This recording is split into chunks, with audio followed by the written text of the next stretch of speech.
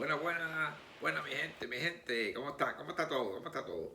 Estoy aquí de nuevo con mucha energía, con mucha alegría, porque he visto incorporarse muchos suscriptores y en realidad, como siempre le digo, mi mayor alegría es que, que, que me vean, que se divulgue y que puede estimular a muchos, como lo estoy haciendo, porque me lo dicen, a profundizar en el estudio y les incito a buscar las patologías que menciono.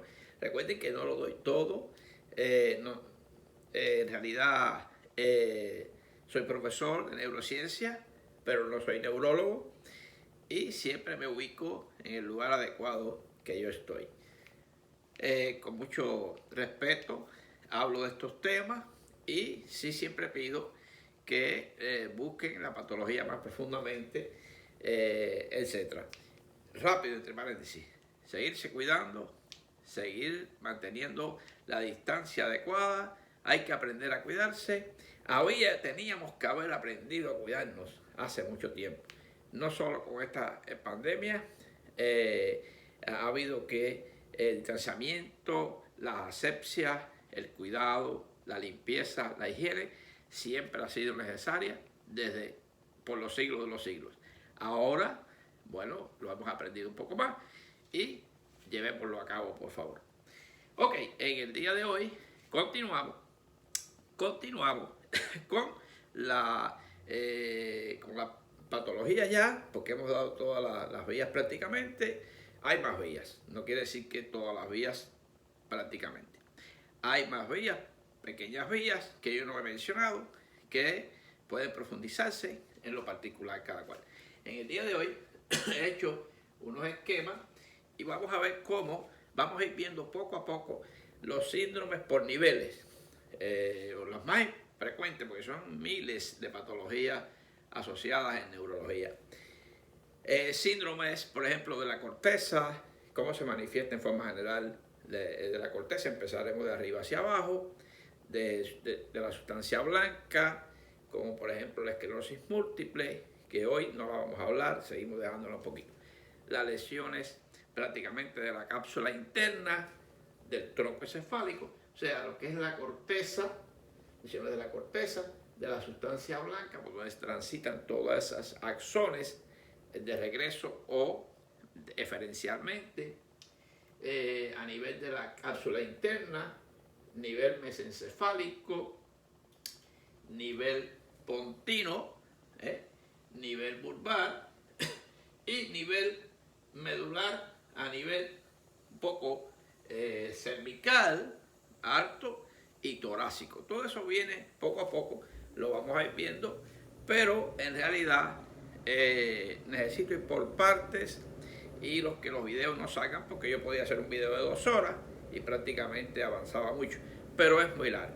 Los videos deben ser poco, 30, 20, 25, 40 minutos, para que no tomarles mucho tiempo y tengan la misma idea en el video. Bueno, como les decía, aquí muestro lo diferente, la corteza, a nivel quizás un corte del cerebro a ese nivel, prácticamente el número 3, cápsula interna, 4, mesencéfalo, protuberancia, bulbo y medular, que puede ser prácticamente cervical, por ejemplo, broncequar a nivel de T1, T4, o puede ser más abajo, o sea, que les muestro prácticamente esto. Quizás hoy solamente, posiblemente vamos a trabajar nada más con lo que es hasta el mesencéfalo, porque vamos a llegar y quiero llegar hasta el Weber, solamente ese síndrome del mesencéfalo, aunque hay más, solamente hasta ahí. Muy bien, vamos a ver entonces otras, de forma general, las lesiones de la corteza se relacionan con tumores, afectaciones vasculares, etc. Está la epilepsia, está la caracterización de los hemisferios. Hay un hemisferio pensador, un hemisferio motor. Vamos a ver lo que son las afasias, las apraxias, vamos a ver la agnosia, el síndrome del cuerpo calloso, muy importante futuramente, los síndromes prefrontal, el Alzheimer. Vamos a ver, estas son patologías que sí hay que darlas directamente. El Alzheimer, con toda su lesión fundamental de todos esos cuerpos amiloides afectando los axones y afectando el trabajo adecuado de la proteína tau. Eso todo viene poco a poco, pero lo he ido seleccionando. La enfermedad, el síndrome de Gerstmann, muy bonito ese de Kluver-Bucy síndrome, Kluver-Bucy, y el síndrome de la mano ajena. Qué interesante. Esos síndromes vamos a darlos que pertenecen a la corteza más adelante. Bien, entonces, les recuerdo lo siguiente. Vamos a ir aquí a orar un poquito para... Oigan, me les prometo comprarme una pizarra más grande, porque veo que un poco chiquita tengo que estar hilvanando. Pero bueno, eso me ayuda a pensar y me ayuda a combatir el Alzheimer. Me ayuda a pensar. Fíjense, vamos a recordar dos cosas. Los dermatomas y los miotomas. Simplemente, fíjense que rápidamente voy a hacer especie de muñequito que siempre me gusta. ¿Veis? Muy importante. El muñequito que yo siempre hago.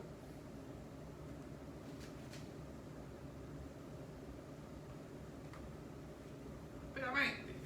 Ustedes saben que yo hago el dibujo un poco mejor, pero esto es rápido. Porque hablando de los dermatomas, fíjense que a nivel facial existen los dermatomas del trigémino. Bueno, serían los tres fundamentales que hemos estudiado, los tres dermatomas del trigémino, y existen ya a nivel, fíjense, con puntos fundamentales. A nivel de las tetillas está T4, a nivel del ápex sifoideo está T6, importante. A nivel del ombligo está T10 y ya a nivel del pubis T12. Eso es importante, eso da, porque cuando ustedes revisen los dermatomas, los buscan en internet, ¿ven? Usted lo va a buscar y lo va a buscar en internet y usted lo puede ver o en los libros de anatomía, ¿ven? Entonces, recordar que ya el plexo, lo que es el plexo cervical, ¿ven? Y el plexo lumbar tiene los dermatomas en esta forma, hacia los brazos.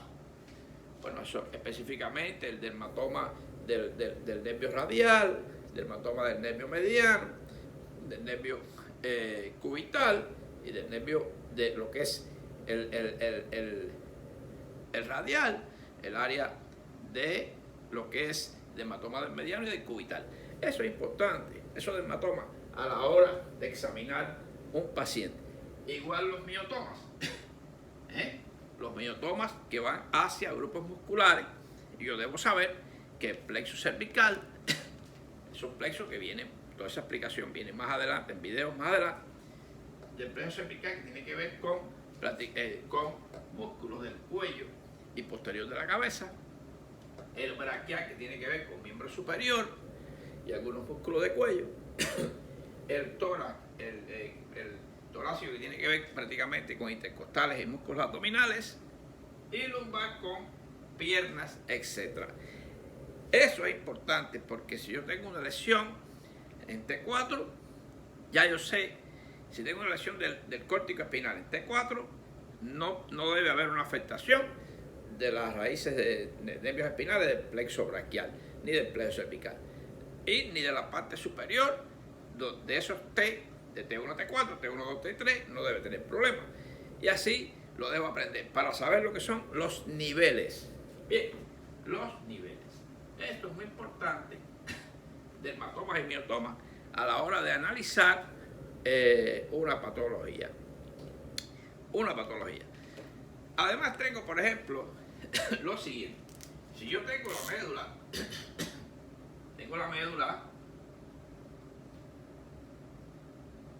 la médula espinal, ¿ves? Tengo la médula, no va a ser igual una lesión no va a ser igual, por ejemplo, el área de T8, por ejemplo, sería una lesión de los cordones posteriores, cordón posterior.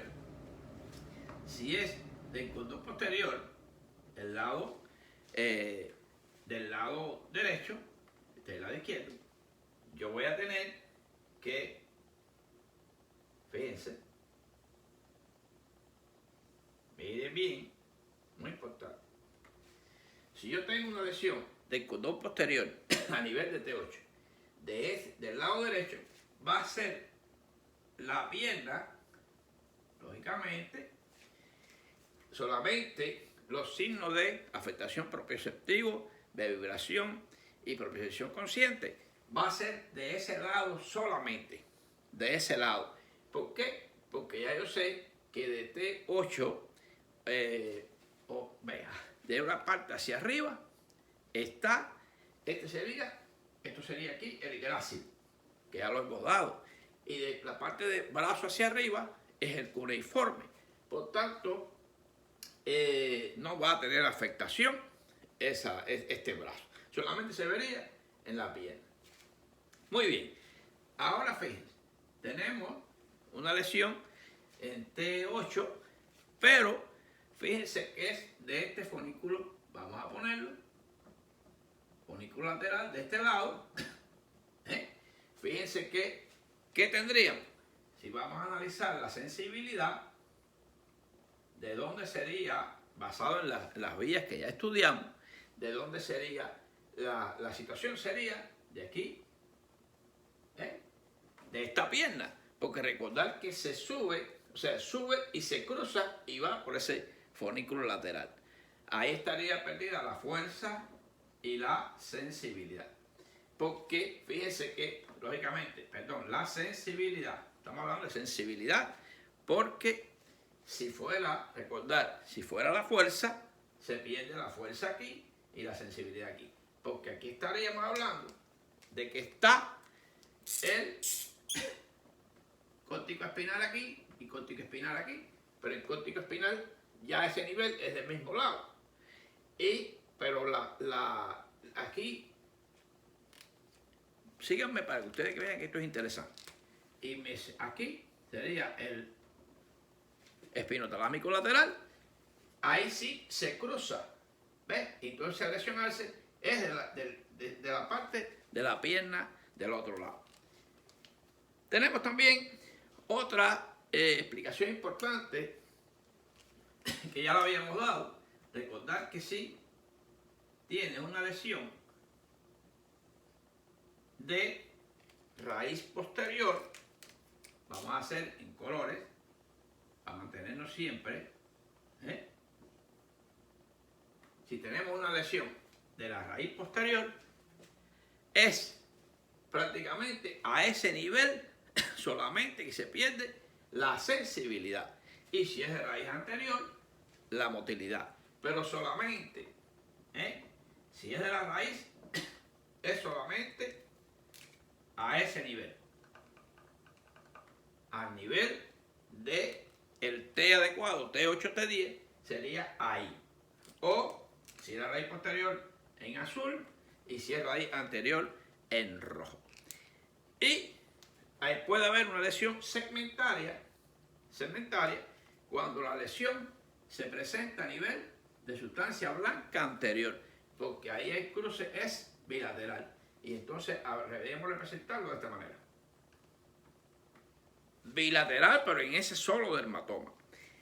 Esta explicación la doy porque es importante que usted sepa que neurología es topografía.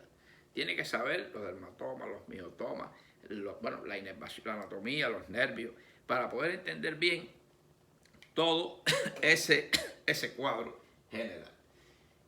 Vamos entonces ahora a hablar. Fíjense que todo esto se ve, son a nivel medular, a nivel torácico. Pero como que estamos a nivel de lo que es corteza,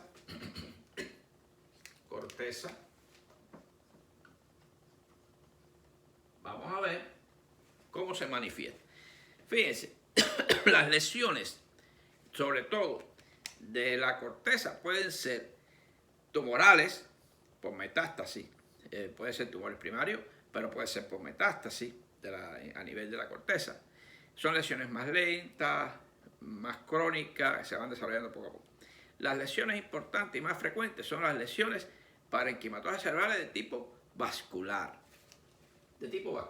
Por tanto, podríamos poner aquí las lesiones. Vamos a poner la lesión. ¿Ve? No he querido borrar para pasar después aquí a lo que es el síndrome de Weber. Y lo vamos a ver. Vamos a hacer un resumito rápido de lo que es las lesiones parenquimatosas. Pueden ser hemorrágicas, ¿ve? Y pueden ser isquémicas.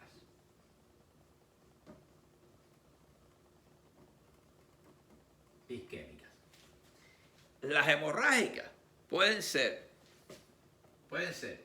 parenquimatosas,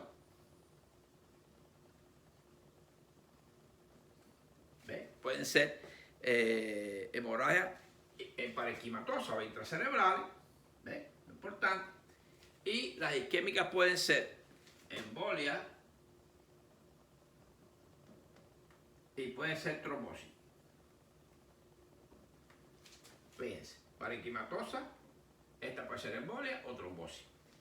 Las parenquimatosas, fíjense qué interesante, lo que son estas parenquimatosas o lo que son, pueden ser provocadas por dos situaciones.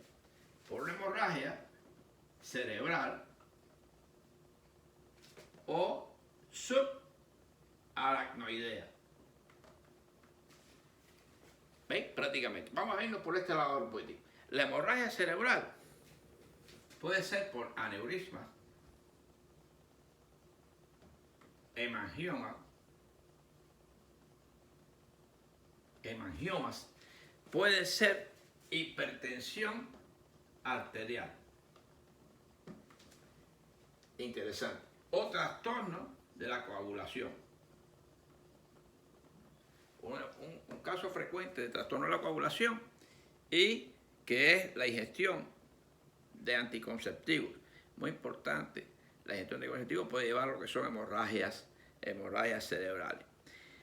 Y trastorno de la coagulación. Esto va a traer fundamentalmente lo siguiente. ¿Cómo se manifiestan?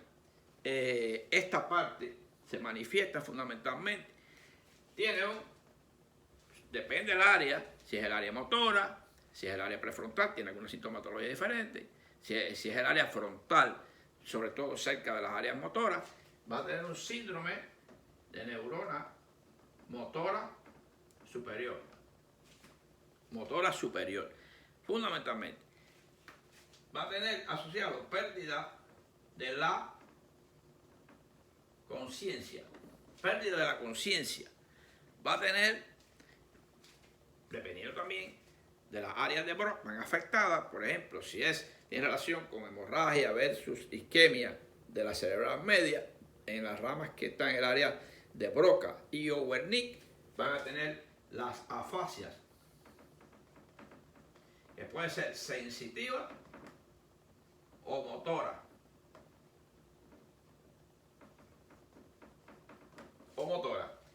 ¿Ves? Lógicamente va a tener trastornos visuales en general y puede haber asociado trastornos de pares craneales. Es importante. Bueno, el síndrome de motora superior, este paciente puede tener si ha tomado áreas motoras, va a tener un síndrome del neurona superior, va a tener lo que son los reflejos exagerados, la parálisis, va a tener la flasia. Eso lo habíamos visto ya con el video anterior. Pueden ir a ver el video del síndrome de neurona motora superior que estaba explicado anteriormente. Nos vamos entonces a la subaracnoidea, muy interesante, que puede ser por aneurismas rotos. Aneurismas rotos, muy importante, o también asociado con la hipertensión arterial. Hipertensión arterial. ¿Cuál sería el cuadro? Muy importante. Fíjense que este cuadro, por tratarse de la parte subaracnoidea en contacto con prácticamente con estas meninges, con esta parte de la pía madre, con esta parte, va a tener cefalea. Va a traer un cuadro importante de cefalea. Cefalea intensa. Focalizada, puede ser parte posterior, pero bien intensa. Y va a estar asociado con no tanta pérdida de la conciencia como se ve en la hemorragia cerebral, etc. Va a tener signos meningios.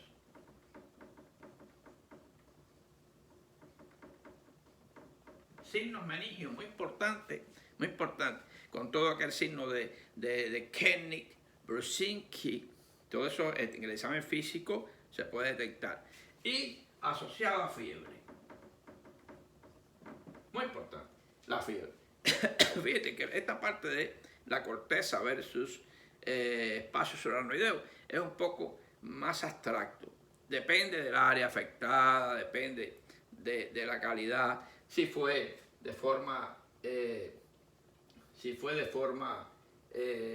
hemorragia cerebral o subaracnoidea, depende los cuadros clínicos. Nos vamos entonces a las isquémicas, que puede ser por embolia, y fíjense que en el caso de la embolia es brusca. Se produce sobre todo por fibrilación auricular. Fundamentalmente. Fibrilación, trombosis de las cavidades, sobre todo izquierda. Cavidades izquierdas del corazón. Muy importante. Aunque existe lo que se llama la embolia paradójica. Esta embolia paradójica es sobre todo producida porque hay una comunicación entre la aurícula o el ventrículo, o sea, interauricular o interventricular, y un coágulo formado en la parte venosa o en la parte de retorno venoso pasa a la parte izquierda y puede llegar a través de las carótidas, etc. Trombosis carotidia. Trombosis carotidia, muy importante. Pues que trombosis carotidia se asocia de ahí se puede formar un trombo, o también tiene relación con la trombosis, que es un proceso más lento. ¿Está bien? Fíjense qué interesante eso. Ahora, esta trombosis está precedida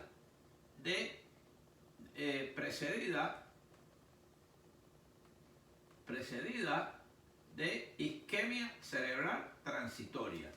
Es importante, es lo que más. Se produce prácticamente igual una embolia, puede ser, pero tiene periodos antecedentes de isquemia cerebral transitoria. Estuvo ingresado porque perdió un poquito tuvo con ACV, regresó para la casa, perdió el habla transitoriamente, lo recuperó.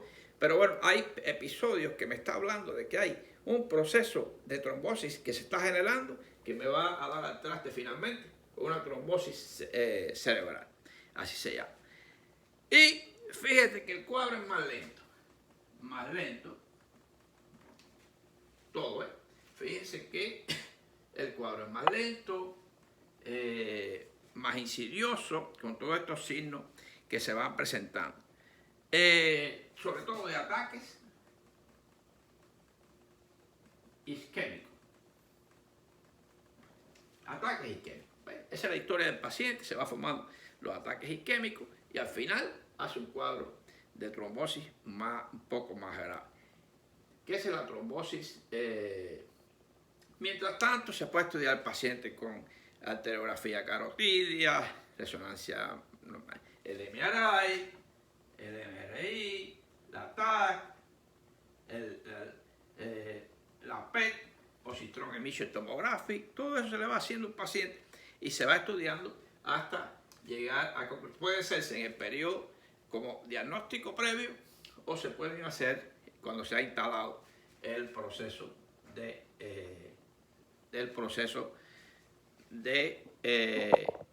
la patología.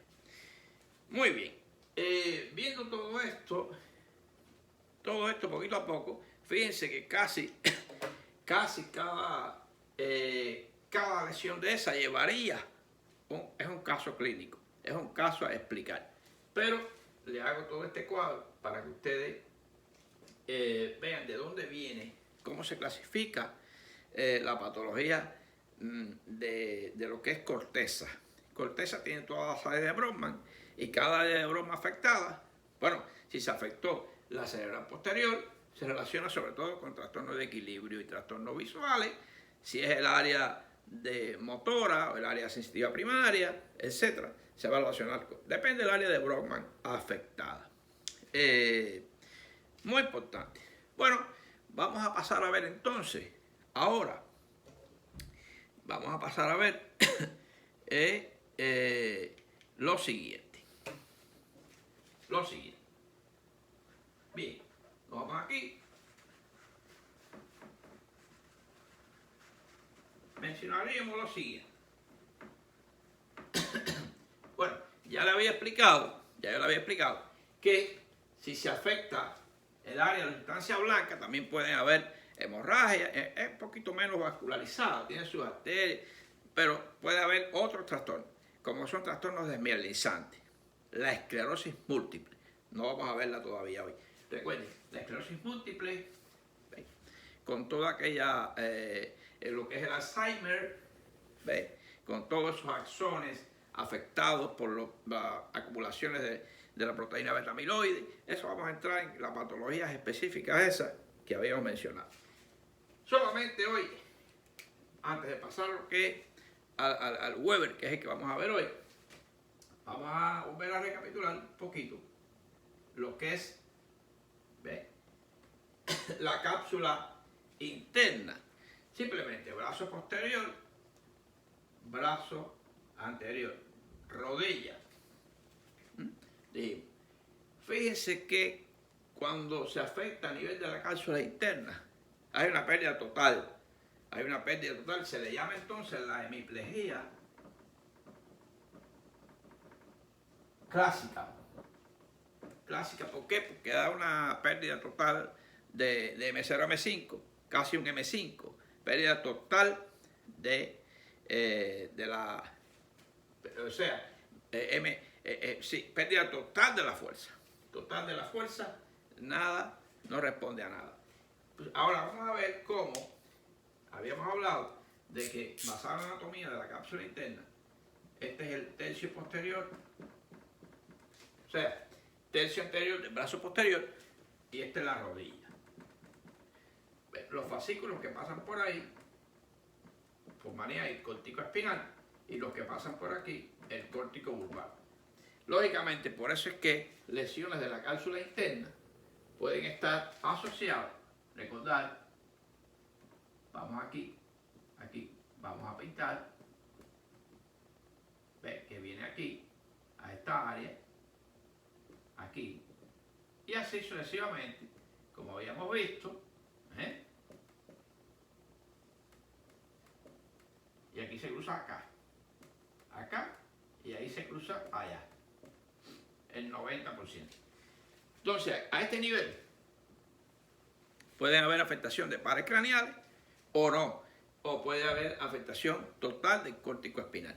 Y ahí sí se produce una lesión exactamente de síndrome de neurona motora superior, solo o acompañado de lesión del córtico bulbar con lesión de pares craneales. Es un síndrome muy importante que se puede producir. ¿Ven? Muy bien. Tenemos entonces, vamos a ver, vamos a irnos entonces ya a lo que es los síndromes mesencefálicos. Vamos a ver que el mesencéfalo, que es esta parte, este es el puente, este es el bulbo y esta es la médula. Vamos a ver de lo que es mesencéfalo, 4 síndromes importantes.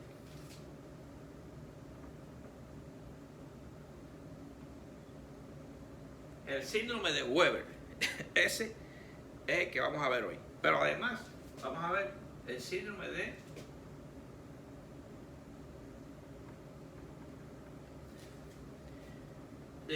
Benedict,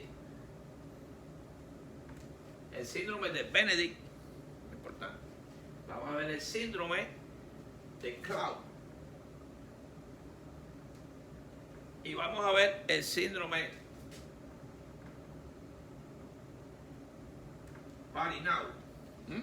Síndrome Parinau o síndrome del área periductal o síndrome prácticamente dorsal del mesencéfalo. Vamos entonces a quedarnos, vamos a hacer un poquito de anatomía del mesencéfalo. ¿Ven? Hoy, y lo repetimos en ese momento, vamos a ver un poquito, recordar, vamos a quedarnos nada más hoy con el huevo. Poquito, vamos a ir poquito a poco. Vamos a ver cómo, aquí están los colículos, porque es el área tegmental, el área del tectus, perdón. Aquí estaríamos hablando del área periductal, la sustancia gris.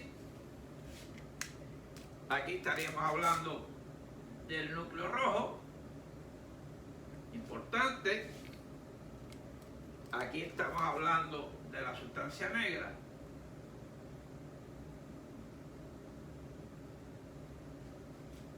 ¿Se acuerdan? Muy bien. Y aquí estamos hablando ya de los pedúnculos. Por ahí va el córtico espinal y córtico lumbar. En los quintos, un poco, acuérdense que si poníamos aquí el muñequito, estas son las piernas y esta es la cabeza. O sea, es hacia allá. ¿Ves? El córtico lumbar está un poquito más hacia allá y el córtico espinal hacia acá. Muy bien. Fíjense, vamos a ver entonces, poquito a poco, esto sí. Vamos a ver que aquí vamos a pintarlo también, el córtico espinal.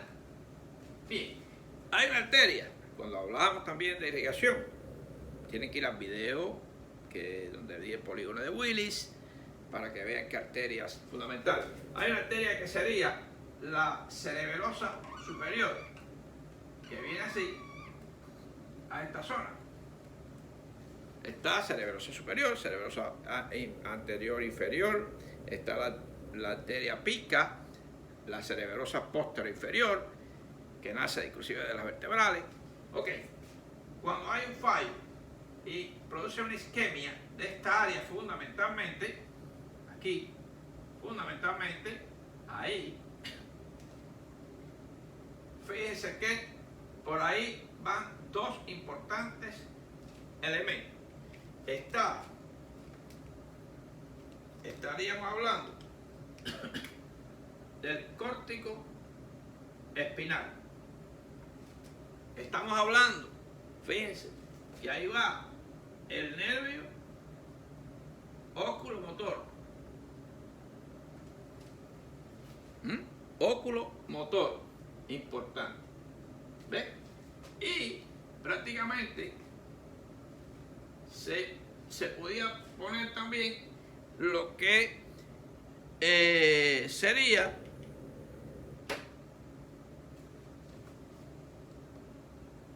esto va a llegar aproximadamente, esta lesión, a esta área, a toda esta área aquí. ¿Y qué va a afectar? El oculomotor va a afectar el facial supranuclear. Facial supranuclear. Es importante eso. Facial supranuclear. El oculomotor y el córtico espinal. De ahí lo siguiente. ¿En qué se basaría?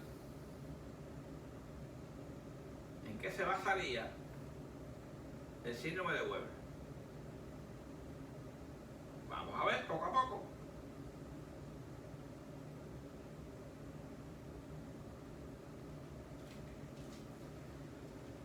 El síndrome de Weber. Lógicamente, al haber un corte aquí del córtico espinal, fíjense, de este lado, vamos a pintarlo. Lógicamente, estamos en este lado entonces, viene bajando, viene bajando, viene bajando, como ya lo vimos, viene bajando y aquí se cruza. Quiere decir que hay un síndrome neurona motora superior contralateral. Significa, ¿dónde estaríamos hablando? Estaríamos hablando de aquí.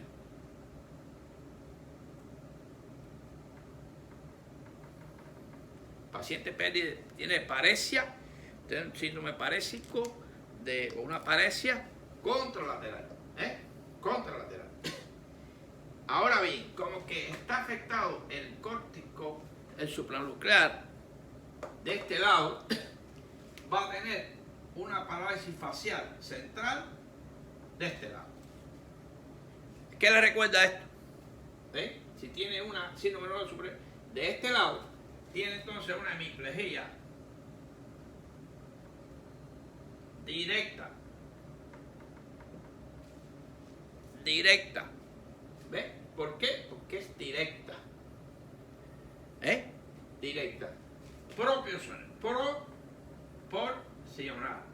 Porque está perdiendo, no en la corteza, no es un problema de la corteza, es un problema de la vía del córtico espinal. Todas esas características tiene.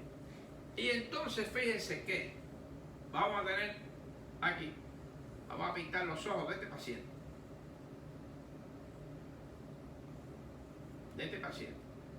Va a tener una ligera tosis palpebral y una midriasis ipsilateral.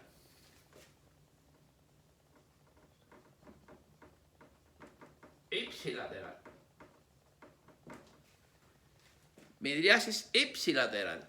Miren qué interesante. Entonces, ¿ves? Aquí tenía la midriasis de ese lado, de este lado, tiene la parálisis facial central de este y tiene la hemiplegia de este lado, del lado derecho. Si habiendo sido la lesión en el lado izquierdo, se manifiesta en el lado derecho. Ese es el Weber, fundamentalmente. ¿Ven? Fíjense, que es una que no responde a la luz.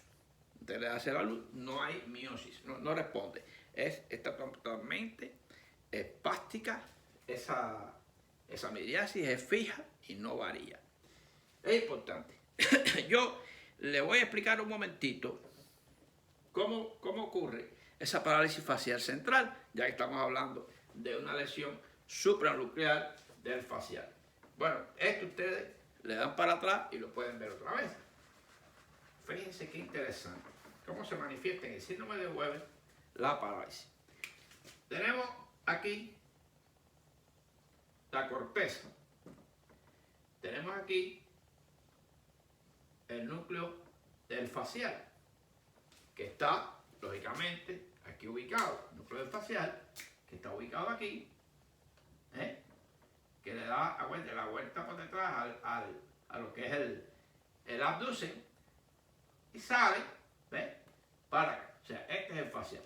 Tiene una parte superior y una parte inferior. Y vamos a pintar aquí, ya, entonces, la cara. La cara, ¿ves? Hasta ahora, sin problema. Fíjense que esta parte de la corteza le va a dar a esta y a esta, porque se cruza un par craneal cruzado, ya lo habíamos explicado cuando dimos el séptimo par. Les aconsejo que vayan a ver el video del séptimo par. Y así sucesivamente, aquí, aquí y aquí. Estos son eferencias a la parte superior del núcleo. ¿Ves? Por ejemplo, aquí le va a dar a la parte superior del núcleo de este lado y de este lado, ¿no? Ahora, fíjense, de aquí viene aquí y de ahí viene aquí. A la parte, recuerden que la cara vamos a dividirla. en 4. Miren ahora, vamos a provocar la lesión. Allá. Vamos a cortarlo ahí, vamos a cortarlo aquí. ¿Qué pasó? Fíjense cómo, fíjense lo siguiente. Esta parte, la parte esta no le llega a esta parte del núcleo. Hay dos núcleos, recuerden que hay dos núcleos. ¿Eh? Vamos aquí otra vez, hay dos núcleos. Hay dos núcleos. ¿Ven? Recibe de este mismo lado y de este lado. Por tanto, fíjense cómo al cortar aquí, al cortar ahí, ninguna no va a tener ni esta parte. O sea, este lado no tiene del núcleo a la parte superior, este inferior. Pero le llega de este núcleo de esta corteza, le llega a las dos partes. Por tanto, no va a estar paralizado. ¿Ves? Ahora bien, esta le llega aquí y no va a llegar a la parte inferior, que es del otro lado. No llega. Pero sí le llega de este lado. Por tanto, esta parte seríamos aquí, que donde está paralizado entonces es esta acá. Miren a ver si me entienden. El paciente puede elevar las cejas y todo, puede elevar las cejas, pero no puede, o sea, la boca va a estar desviada entonces de esta manera, hacia allá, porque está paralizado esto, los músculos estos, de esta manera, o de esta manera, hacia allá. Hay una desviación de la comisura labial hacia el lado de la lesión. Desviación hacia el lado de la lesión. Miren qué interesante. Cortamos aquí de la corteza, que es el córtico vulvar, pero a este lado le llega arriba y le llega abajo, por tanto aquí no hay problema. Fíjense que este núcleo es de este lado y este núcleo es de este lado. Por tanto, la única parte que se queda es la inferior de este núcleo del lado de acá. Por tanto, ahí no va a tener eferencia. Y ahí es que se paraliza. Eso es lo que se llama parálisis facial central. Central. Vamos aquí mismo a explicar lo siguiente rápidamente. Si yo corto aquí, sería una parálisis periférica. ¿Por qué es periférica? Porque la parte superior tampoco le llega la eferencia. Y entonces no puede ni siquiera elevar la frente de ese lado. Es una parálisis facial central. La parálisis facial central parece menos problemática que la periférica. La periférica se paraliza todo, pero es más benigna. Por ejemplo, la parálisis de Bell, la lesión que sea en la parótida, de ese lado, etc. Bueno, no le quiero hacer más largo el video. Este es el síndrome de Weber. Hoy, que es mesencefálico, ya veremos los otros posteriormente. Por tanto, seguimos adelantando, no los agobio, no quiero meterle materia en la que no va, para que no se confundan. Simplemente estábamos hoy en el síndrome de Weber y le quise esta salvedad de la vía facial para que entiendan por qué es una parálisis facial central. Seguimos adelante. Muy contentos, sigan compartiendo, que se sigan suscribiendo y por favor que le den a la campanita. Hay un suscriptor por ahí que me dijo que no encontraba la campanita. Le dije, bueno, no sé, porque todo usted abre YouTube y donde quiera que usted abra, ahí se ve una campanita pequeña al lado y usted le da y te da tres ofertas. Que si te llega personalizado, que si te llega todo el tiempo y que no importa que lo vea la gente. Y abajo otras que te dan 3 opciones. Usted escoge ahí y le da. Adelante, seguimos adelante y muchas felicidades, muchas bendiciones y mucha salud. Nos vemos, seguimos viendo.